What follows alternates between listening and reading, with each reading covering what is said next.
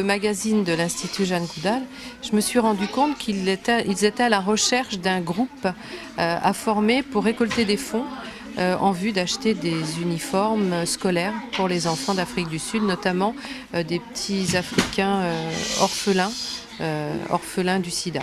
Voilà.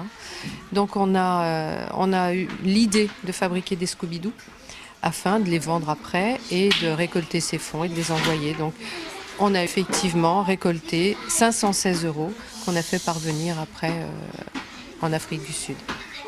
Toute la classe s'est mise à faire. Même 2 classes nous ont aidés. Et après, on fait plein de Scooby-Doo. Et après, on les a vendus à 1 €. On a donné l'argent aux enfants d'Afrique du Sud pour qu'ils s'achètent des uniformes pour qu'ils puissent aller à l'école. Donc je pense qu'ils sont contents d'avoir tout ça. Là, ils sont à l'école, ils doivent être contents.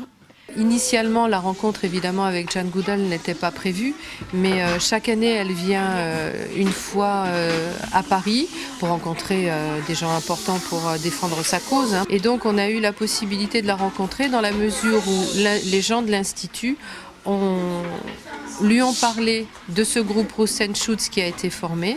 Et donc, elle a souhaité rencontrer les enfants et parler de ce projet avec elle. J'ai trouvé que c'était très gentil de sa part de s'être déplacée et qu'elle a été étonnante en faisant le cri des singes.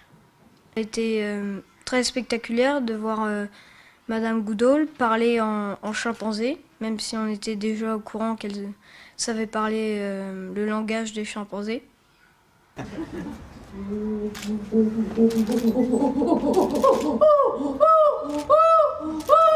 Hello. C'était émouvant ces cris de singes. Je pensais pas qu'elle arrivait à faire tout ça, ces bruits. Et puis il y a également eu le fait de lui donner ce Scooby-Doo, ça a été vraiment impressionnant de pouvoir le faire. Et moi, j'aurais jamais cru que je pourrais voir une personne célèbre presque dans le monde entier. Donc, quand même, faire ça à des enfants, c'est gentil. Et j'aurais jamais cru comme ça, l'avoir comme ça.